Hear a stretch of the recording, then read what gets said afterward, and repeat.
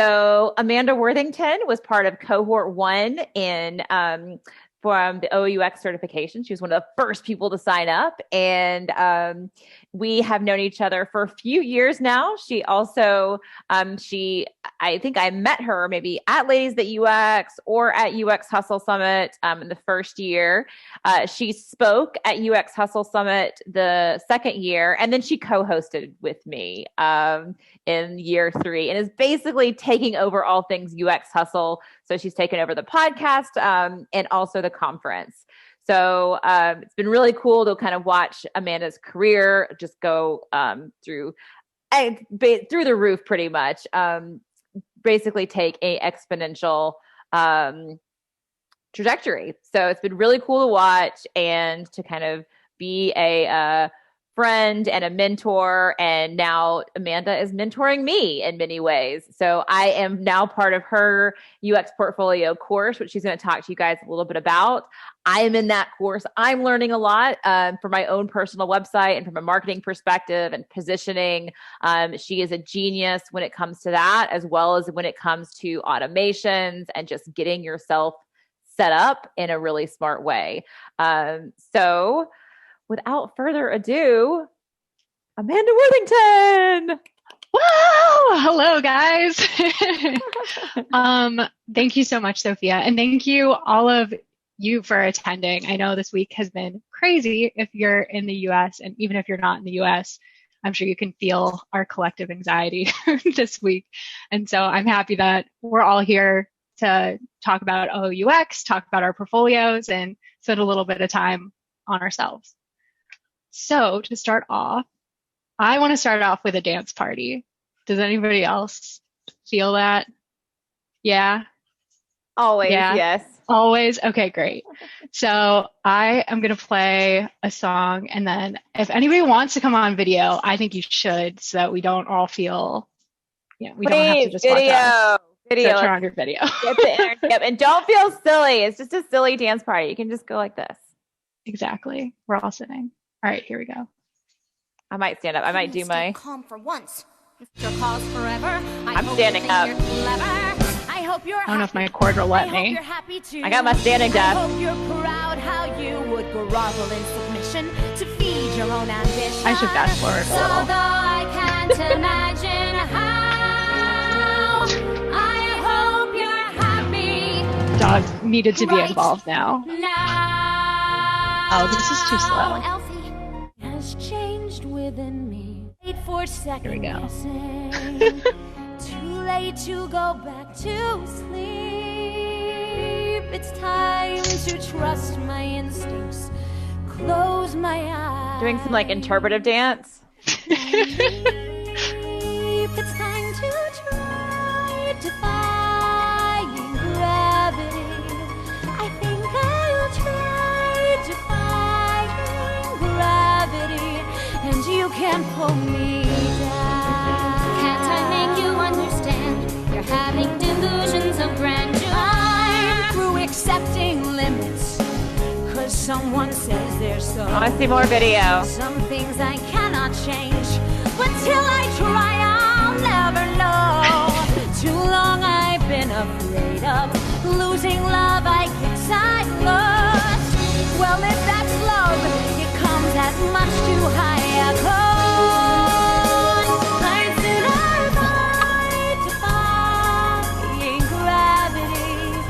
Kiss me goodbye. I'm defying gravity, and you can't pull me down. Okay, that's pretty good. I think we can end it there. I'm pretty out of breath now. Wrigley, can you get off, please? Wrigley joined the dance party. He did, and he like defied gravity and jumped over a box in order to contribute. All right, so I'm going to go ahead and share my screen. All right, so thank you all for having me. I'm so excited to talk to you guys about OOUXing your portfolio, because to me, I love being able to combine the things that I love, which are the methodologies of OOUX, as well as my background. So for those of you that don't know me, I used to be a software consultant. And part of what I loved about consulting was the strategy and the intention behind designing an implementation for a client, and also applying those things to technology. And so to me, your portfolio is all those things. So I'd love to hear in the chat, like how you feel about your portfolio, what attracted you to coming to this meetup, and where you feel your portfolio is at now. I actually can't see the chat.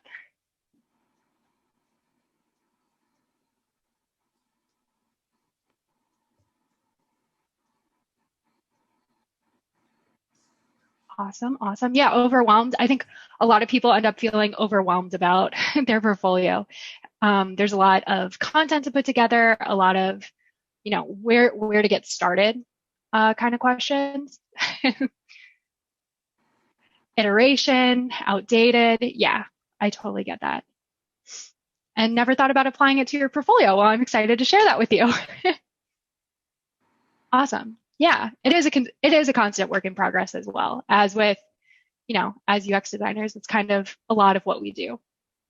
And so I wanted to talk about, I wanted to start with a story, first of all. So has anyone ever told you that you're too much? I have a distinct memory as a kid of hiding in the hallway while my parents were talking late at night about their day. And I overheard my dad say to my mom, Amanda's just so much. She talks all the time and she doesn't know when to stop, and it's just too much. And as a little kid, that really hurt my feelings. And it was one of those things that I took on, and really it had an imprint on me. Now as an adult, I know that, my parents didn't mean what they were saying. They didn't know I was listening. They wouldn't have said something like that to me. And also, they were just venting. They were having a rough day, and how many of us do that all the time? But at the same time, I know this was me as a child. Like, I was a lot. I am a lot. And I'm silly. I'm goofy. I like being the center of attention in some ways. And, it makes me really happy to see these old pictures of myself. And for people that do know me or are about to get to know me, you can see adult me, in these baby Amanda pictures. But over the years, as what happens to a lot of us, I started putting on different adjectives onto myself that I started prioritizing, on top of what I was already valuing. And so through college and being a college graduate and going to into software consulting, I started, putting on this persona of I am professional, I am content, I am hardworking, I am nice, I'm no trouble, I don't rock the boat. And over time, I had a successful career. I had been promoted several times. I had friends that we would go out on the weekends and go to brunch, and, they were also successful. I had a long-term relationship with a man who was also successful in his career and a consultant. But then when I looked in the mirror, I got to the point where, I didn't really recognize myself. Yes, that is me. I didn't see that little girl that I knew. And when I took a hard look at my career and my life, even though I was successful on paper, I hated my job. I was traveling all the time. And even though I had been living in Atlanta for 5 years, I didn't know if I even liked living here because I was never here. My group of friends, that was kind of the basis of our friendship, was all of us hating our jobs and talking about it. And when we would go out to brunch, we would complain. And then, for the poor person that didn't make it that day, everybody would talk about that person. which made me realize whenever I didn't make it to brunch, they were probably talking about me too. And that relationship was really terrible. I doubted myself all the time and was continuously making myself smaller to make, my boyfriend feel better. And so at the end of 2017, I was going home to Thanksgiving, and I was really nervous because at this point I realized that a lot of things needed to change. Once it was Thanksgiving, I had broken up with my boyfriend. I had cut off ties with a lot of my friends. And I knew the next step was I needed to do something about that job. And I was nervous because I was going to tell my parents that I wanted to quit my job and go do a boot camp I had heard about in user experience design. And so I came out to Chicago, which is where I'm from. And as is tradition with my mom and I, we would stand in the kitchen the first night I would get in and drink Chardonnay and talk. And as I was telling her about my plan, she looked at me and went, "You can do anything you want. You can be anything. Like, you have the strengths and skills to do so many different careers." And I don't envy that because I think it's a big burden, and it can be overwhelming. It can be paralyzing when you have so many options and so many decisions to make. And that made me realize just how well my mom understood me and understood what I was going through. And so I did quit that job. I went to the boot camp. I went through the boot camp, made new friends, did UX, got a job, did all the things, checked the box, right? Like, my career was, I did it. I'm done. No more decisions needed to be made, right? Well, not really. I mean, for those of you that are in UX or are thinking about UX, you know that there are so many different areas you can go into once you're in UX design. Oops. There's research, there's visual design, there's information architecture. There's even more decisions to be made, of even more opportunities. And so and that's kind of the beauty of this industry, is there's all this nuance. There's all these areas you can go into. And you can find the things that you gravitate towards, that you're really interested in. And how many of you feel like how I felt at the beginning of my career of there's so many options, and you don't necessarily want to just pick one and commit to one thing. You want to do a lot of different things. And also, so many of us have so many different backgrounds that we bring with us, right?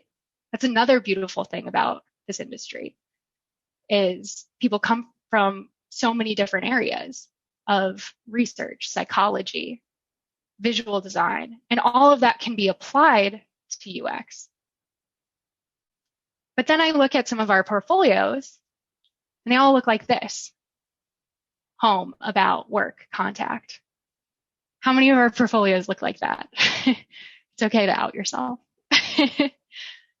And when I see this with all the nuance of our industry and us as designers, it's like, really?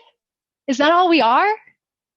Is that all we want to show to the world? Is that all we're about? And, bringing it to object-oriented UX, the point of having objects, which are the building blocks of your website or of, the application that you're creating, it's repeatable things that you can use to build up your website. And when you look at a portfolio like this, let's start with about. Well, there's only one you, so there's not multiple versions of you that is showing up on your website, I hope. And, that's where you put your bio or your mission statement and maybe a link to download your resume. In contact, it's a contact form or a link to schedule a meeting with you. Again, not really a repeated thing. These are both silos of pages. And home is typically a compilation of those other pages, maybe a picture of you and a tagline or a mission statement or something else. And then usually we still stick our projects down there too. And in work, that's really where those projects live. And that's the one object that most people have in their portfolios of these multiple projects with a similar layout. And that's what makes up our website. And then when we take a closer look at some of those projects, what are you really putting out into the world? Are they projects that you're really excited about, that you're passionate about, that you want to talk to people? And if you got that project again, you would be pumped? Or is it the big logo that you worked on at an agency that the whole process was kind of a cluster because of the bureaucracy or the multiple hoops you had to jump through with a certain client, but people will recognize the logo? Or it's that big internal admin portal project that was super complicated and had a lot of moving pieces, but it never actually went live. And you actually hated the people that you worked with while you were doing it. Or maybe it's the project you had when you were in a boot camp. And you've done some other projects since then, and so you don't feel like this project really encapsulates who you are as a designer now because you've done other things. You've learned more things. But, more is better, right? And it's okay. It's better to have at least that project out there than remove it. And so what if there was a better way of looking at your portfolio as, I like to think of it as a vision board of what you want to get out of the world, of your career, of the more you put out what you want, the more you'll get more of those things. So if you put out projects that you hate, you'll probably get more projects that you don't like, because when you're putting that out, people associate you with those types of projects. And it's also a window of understanding who you are as a designer and what's important to you. And so how can we do both of those? And so looking at these objects, using that example of a case study or a project, typically you'll have, the one case study, and then you'll go to it and it's this long scrolling, all the process, the different challenges and the process you went through to solve that problem. But every time a person goes to your site and looks at your projects, they'll go to work, see a list of all of your projects, click on it, go to that one scrolling page, go back to work, click on that another project, go back to that, scroll, and go back and forth and back and forth. Which isn't really a great experience, or it's at least not fun or interesting. And so what if we added another object? Let's call it method. Just one more object. So we still have that same case study. We have a method. An example of a method might be object-oriented UX, maybe. And then now, when someone goes to a case study, this case study, they can see the methods that you used on that project. And then when someone clicks on that method, like OOUX, you see more information about that method, maybe why it's important to you, why you decided to use it on that project, and then other case studies that you also use that method for. So now people can see not just your case study, not just the work that you did, but you're highlighting a through line, a theme that other people can gravitate towards of, I have multiple methods and I use these methods in this way. And here's examples of how I apply them. Cool. Does that make sense?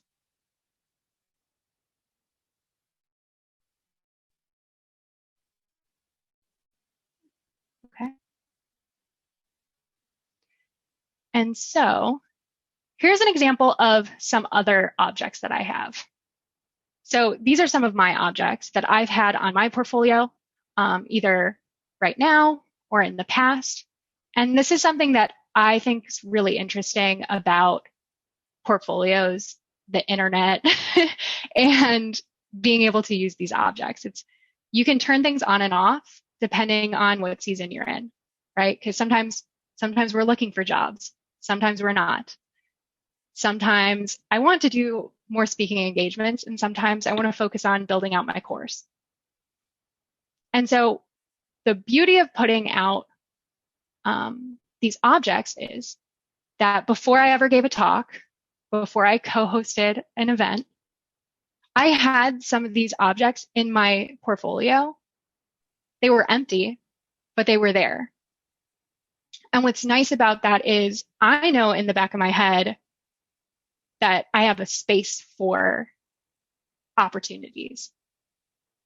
And so what happens is these opportunities show up. And so I got to give talks at different conferences. I was able to co-host UX Hustle Summit with Sophia. I've been able to build out my services and be a full-time business owner. And I've been able to develop my course, the UX Portfolio Power Play.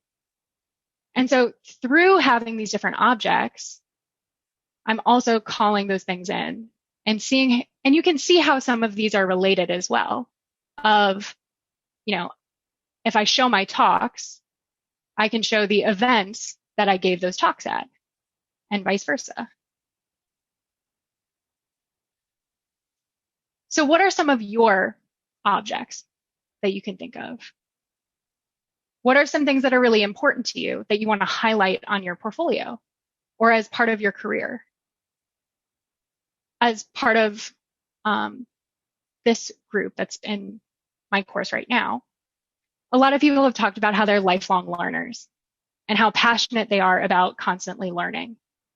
And Lindsay just said having a learnings area, exactly. Of how do you show how you're learning, the things that you're interested in, and is that just posting, here are the books, here are the podcasts I'm listening to, here are the articles that are really interesting. And once you start gaining momentum with just sharing and posting the things that you're listening to or consuming, then how do you turn around and share your take on it, of what you learned from those things, how you're applying it? And what's the purpose of your portfolio right now? I feel like there's a couple different takes you can have on your portfolio of, if you're a business owner, are there any business owners here? I'm super curious. You're highlighting services, you're highlighting case studies in order to get more clients. If you're hunting for a job, you're really targeting hiring managers and recruiters and making sure that they can consume and understand your site and get to know you better. If you're looking to be an industry or thought leader, then you're definitely thinking about what content are you creating? How can you highlight that? What's important to you? And so for those of you here, where do you feel like your portfolio stands? What do you think the purpose of your portfolio is right now? Case studies, experiments, methods, get a job.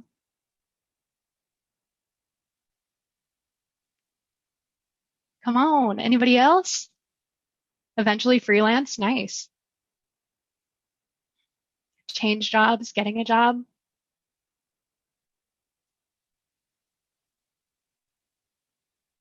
Understanding what's important to me.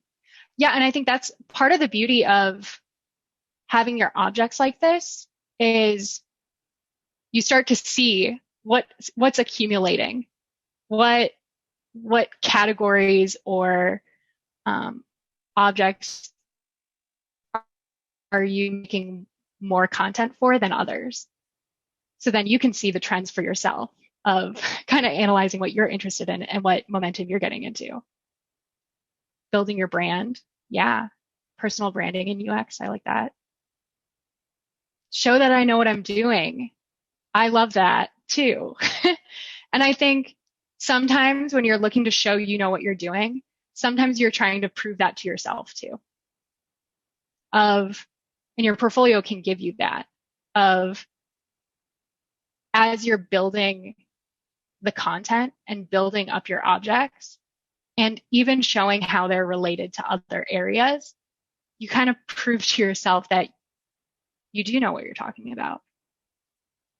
Because how many of us read a bunch of articles, read books, come to meetups like this one, and we know that we go to these things, but when you don't see it on paper, you don't see it written out, just how much you invest and put into your career.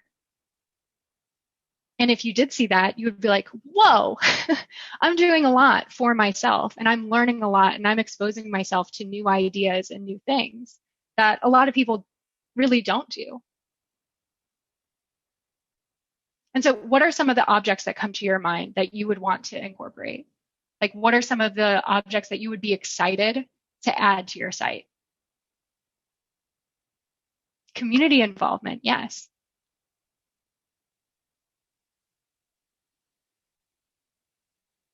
Meetups, clubs, yeah.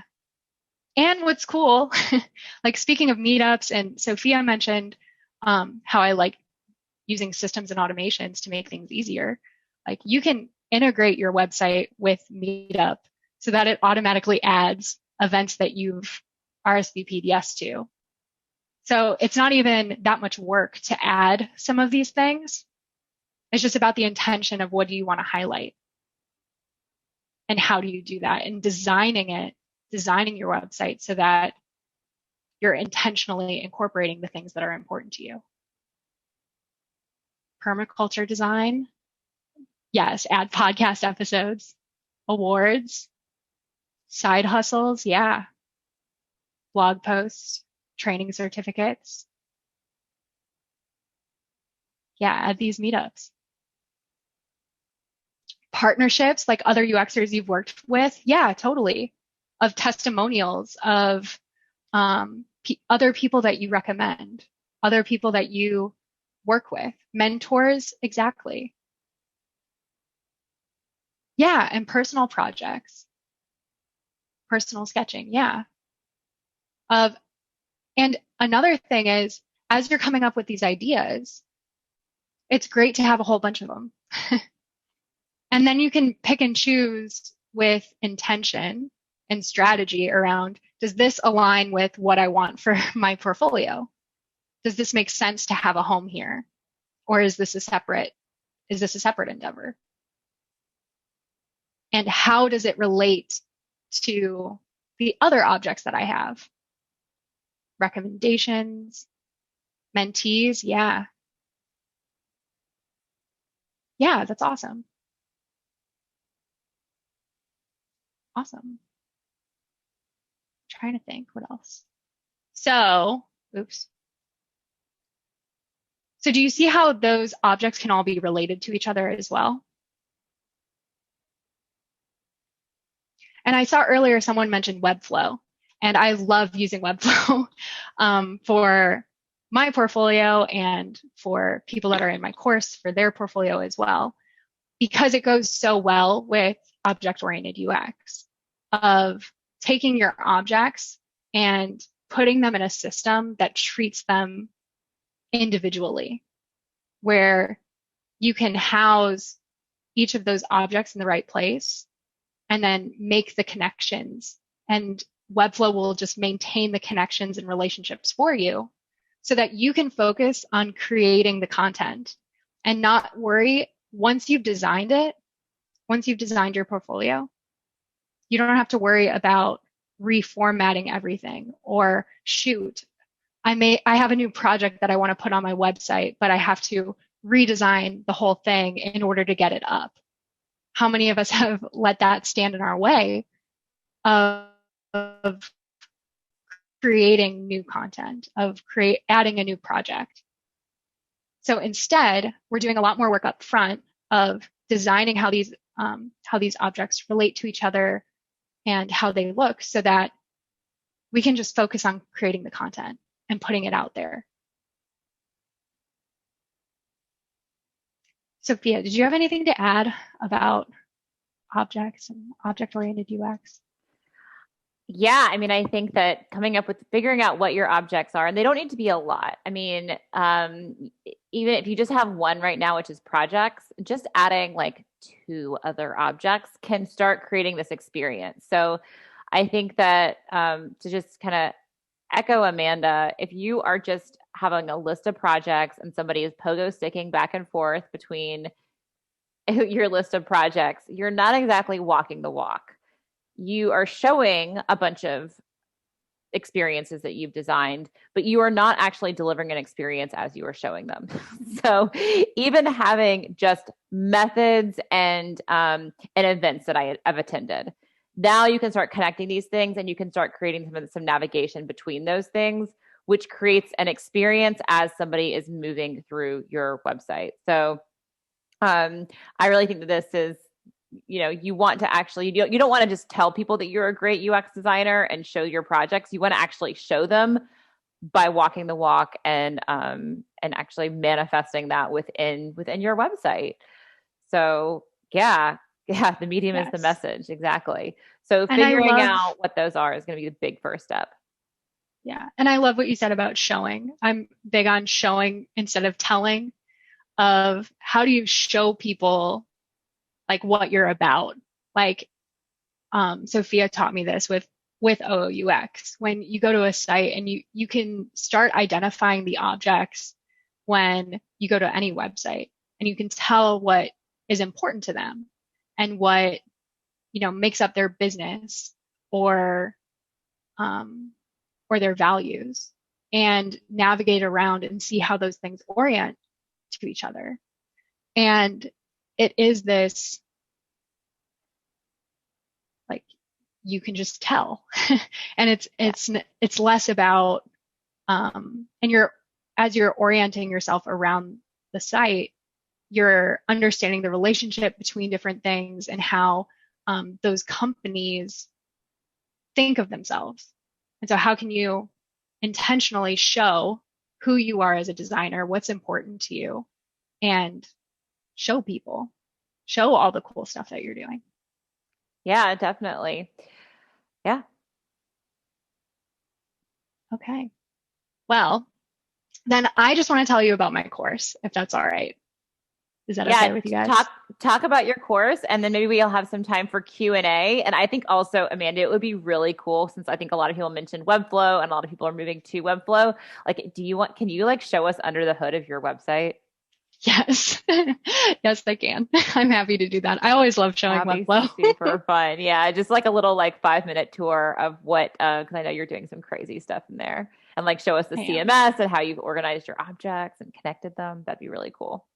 Totally. My site or the UX Hustle site? Ooh, either one. You guys vote in the chat. Mine or UX Hustle? Because I'm really happy with both.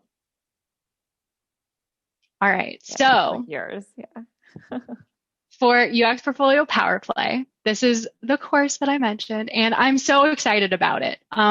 That's another thing that I really like about designing your portfolio and figuring out what you're really passionate about. It makes it so much easier when you're excited about something and you get to share it with people. So the way I designed this course is, I think, pretty unique. It's all the things that I would want in a course, and the different facets that are important to me about learning and about applying new things. And so we have 6 modules over the course of 6 weeks, and they're pre-recorded videos, which you get access to in your own course membership site. And each module drops each week. But we also have weekly brunch group coaching calls for feedback and community and questions, which to me has been one of my favorite parts, because navigating your career can be kind of stressful, can require you to be vulnerable about who you are as a person, what's important to you, and it can get kind of messy of figuring out what's important to you, figuring out where you want your career to go. And so having that community aspect has been really nice, just seeing people connect and grow and reassure each other.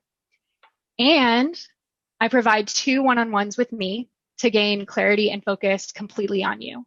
So that's time that you and I spend together of really diving into what's important to you.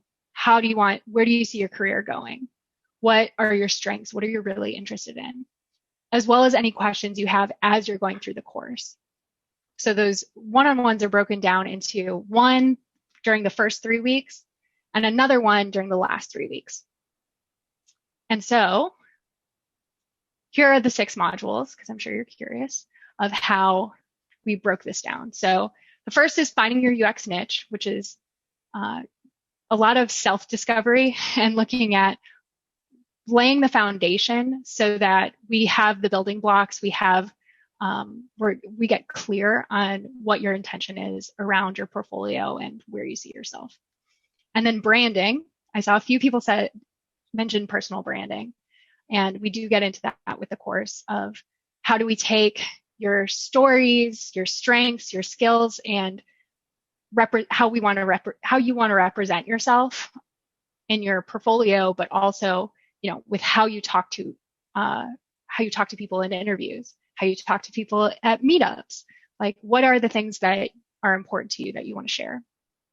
And then, of course, OOUXing your portfolio, where we dive even deeper into defining your objects and those relationships and getting really clear on, what are the building blocks of your site. And then building your portfolio, which we use Webflow for, designing your objects, and then maintaining your portfolio. Because we're not going to do that, every 6 months, dust off your portfolio and redesign the whole thing, or only whip out your portfolio when you're looking for a job and then you have to restructure the entire thing. We're not doing that anymore. But also because we're building it intentionally and with the things that are important to you and things that you're excited about, it's a lot easier to maintain. And so here are some quotes from people in the current course, which I'm really excited about. So right now, the group's in week 4. And so these are things we're not even finished with the course, and I'm already so excited. So it's an opportunity for me to knit together the different parts of my career so far and walk someone through how they fit together and why that matters. It forces me to define that for myself more than just thinking that it is so. I'm connecting the dots in a very strategic way between the key stories, what I want to share, and all the things I want to show in my portfolio.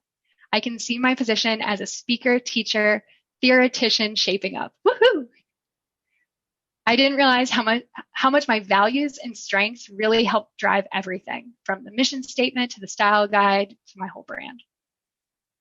I'm learning so much about myself, and I deserve more time. My biggest takeaway is that I am feeling more confident about my future. I am learning that I'm ready to take additional steps to keep defining what my niche is outside of my current position. And that makes me so happy, because it's of course you deserve more time to focus on yourself and, be intentional about what's important to you. And then using this methodology to help break down the objects from your purpose statement clarified a lot to structure the rest of the framework for the site. And to stand out as a wonderful, unique individual, it's best to know your story, mission, and skills and tie it into a cohesive brand. I learned the ways to present a sort of vibe to get a reader to see who I really am.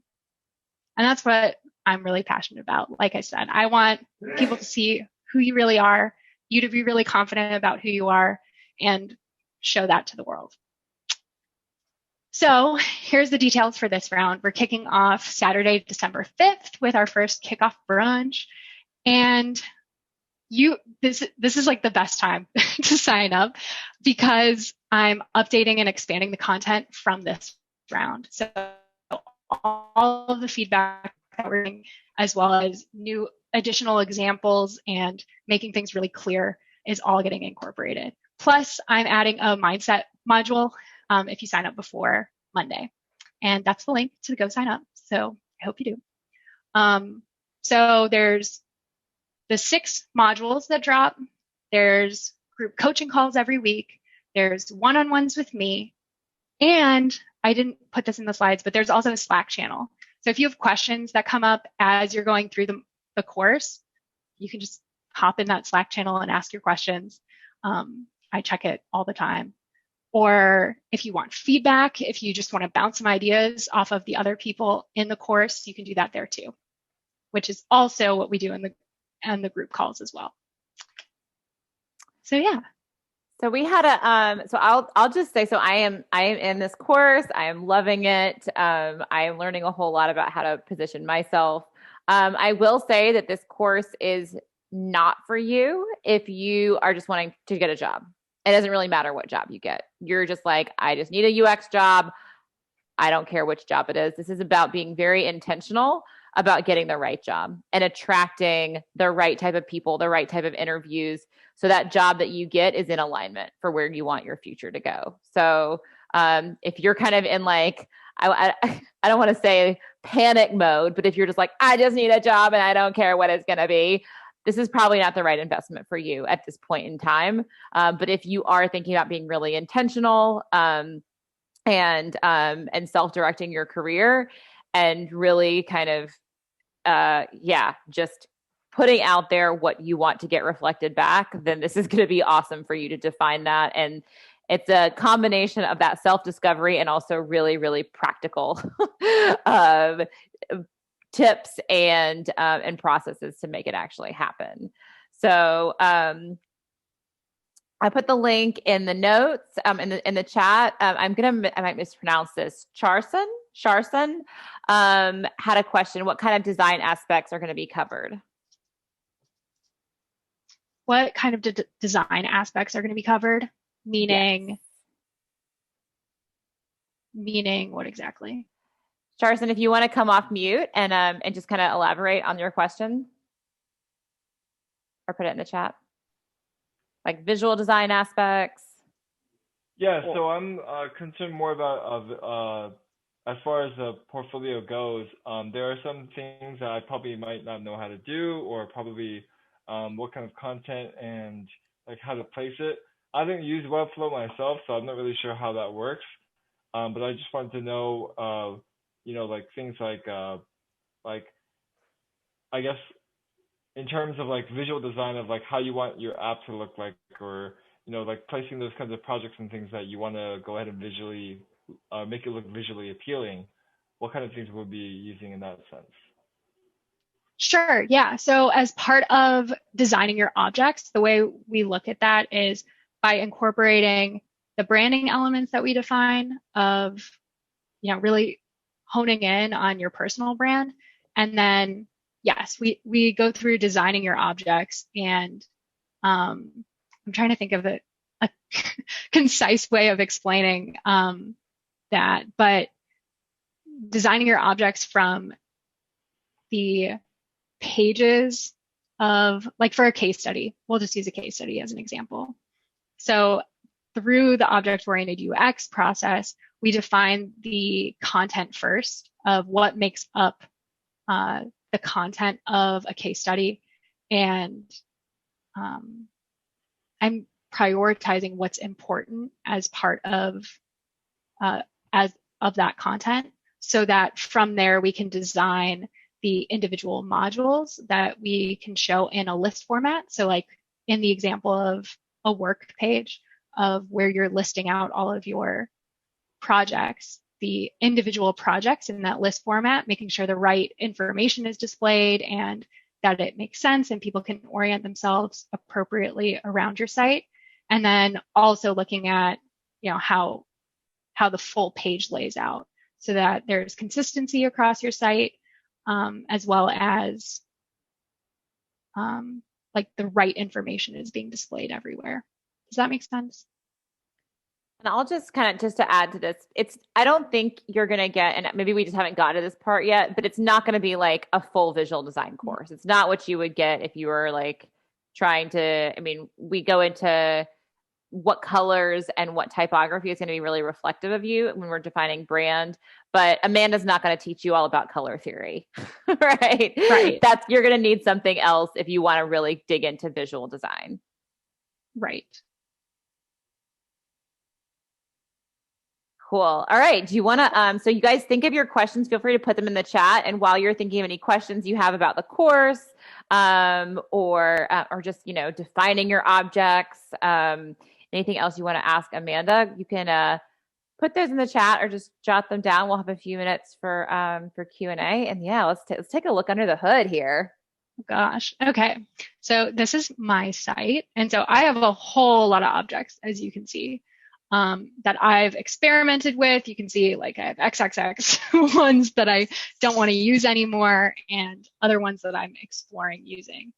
And what's a good example is... And so the way that Webflow works, what Webflow calls them CMS collections. CMS stands for Content Management System. So these are all basically anything that's going to have instances, which are your objects. So when you read CMS collections in OOUX terms, these are your objects. And when you go in here, you're basically creating the template for each of these objects. Yep. And so for each object, I've defined what fields are important to me. Every time I create a new object. So Sophia's looking at all of my different attributes.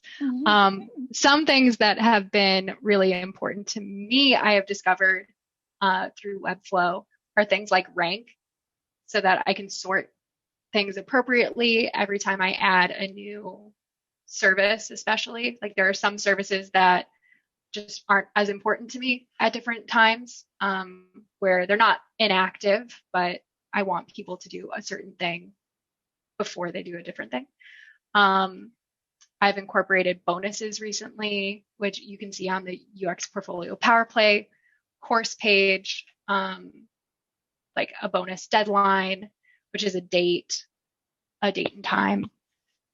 What else?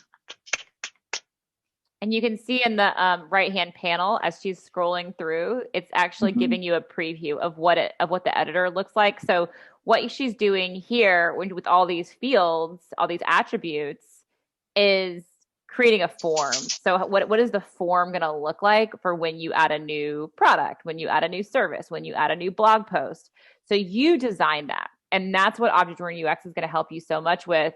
So you define the objects, and then we define actually how all those objects relate to each other, what users are going to want to do to those objects, and then getting into the attributes. So the attributes here, in Amanda's course, you're going to kind of just jot them down on a piece of paper, but that's all the planning that you need to do so that when you get into this screen, you actually know what to do. You've actually already figured out what the attributes are that you need for each object. Yeah, exactly. And especially for those relationships. So I moved to a blog post because a blog post is one of those things you create very frequently compared to some other things. And so whenever I create a blog post, I have the option of adding a blog category. So that's relating the blog category object to the blog post so that they're connected, which is a pretty standard connection, but being able to incorporate, when you go to a blog category, you can see all the blog posts, or when I go to a blog post of a certain category, the related blog posts that come up are in that same category. And then I've included a related service because sometimes I like writing about services that I provide, or if you're interested in a certain blog post, you might be interested in this other service that I offer. So do you want to show real quick, just take a second to go to your services list page or something, just to show kind of how that actually connects on the front end? Yeah. So I created. So cool. So I created my different service objects. They each have their own icon, their own name, of course. And what's nice about this, so I created a symbol for this because I end up eating groups of symbols or groups of services on my site a lot. But when I just pull in this list object and connect it to my services, and it automatically pulls in the information that I need. So when I want to add an icon or add a title, it's pulling from my object, from my collection. So when I pull in one thing, like let's do another example. So when I pull in a text object, it does it for every single service. So I only have to design it once. And once I do that right for one, it's automatically being applied to all of them, which I'm a former engineer and I don't like duplicative work. And I don't know many people that do. So it makes me really happy that I can just do this once and then repeat. And then if you have certain attributes that are unique to certain objects or certain instances of an object, you can go in and turn those off. I'm trying to think if I have an example in my services. Or actually, the course is a good example. Let me pull the course because so within my course object, in my course object, I have an archive toggle, but I also have a waitlist toggle. So when the waitlist toggle is on, there are certain sections of that page that I turn off and other sections that I turn on. So when you go to the course page right now, it looks like this. We have the bonus, we have the price, we have modules, we have the bonuses, we have the sign up button, which goes to a specific link. But when I go and turn this waitlist toggle on, save changes.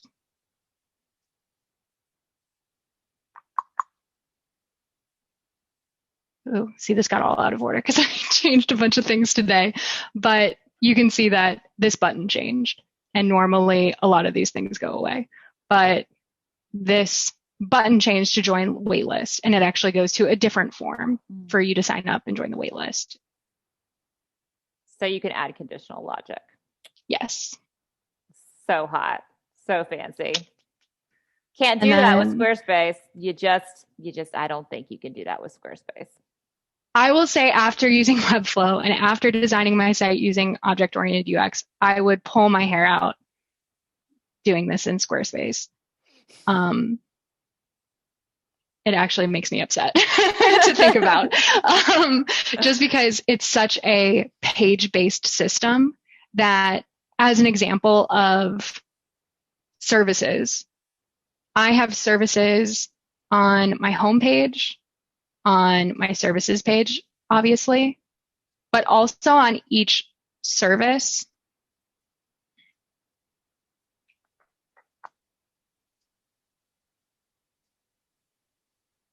On each service, I have other services.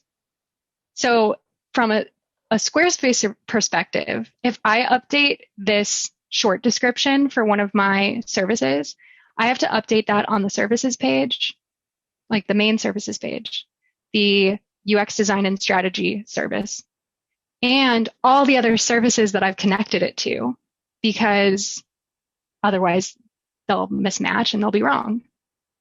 Whereas in Webflow, all I have to do is go to that one service and update it in this one place. And then it'll push it to all the right places. Yes. So let's say you want to like switch out the icons.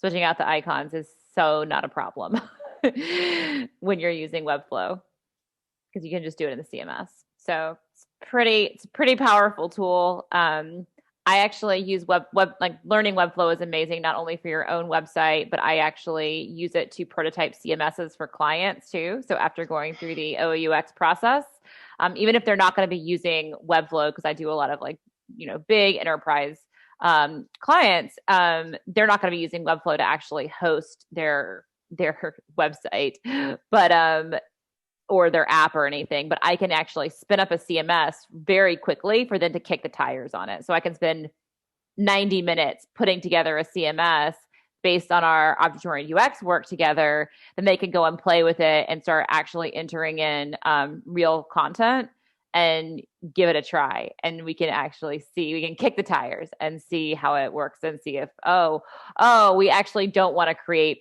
3 different versions of the description, or this piece of metadata doesn't make sense here. So I've used it in lots of different capacities, not just to make websites. Definitely. And it's a great way to like test your content and see the things that that you want to create. Because what also happens is when you have a whole lot of fields that you have to fill out for like a blog post or any other piece of content, it's realizing that that's content that you have to provide and you have to create. And so if one of your goals is to create a lot of blog posts, you want to make it as easy as possible for you to do that. And design, the front end of your site to accommodate for that, so that, you only upload one image and, the sizing works for the thumbnail or for the main image, that you don't have to upload multiple and spend a lot of time resizing and doing a bunch of crazy things. Yes, exactly. So before we wrap up, guys, does anybody have any questions for Amanda, either about the course or anything she talked about? Life, love, career?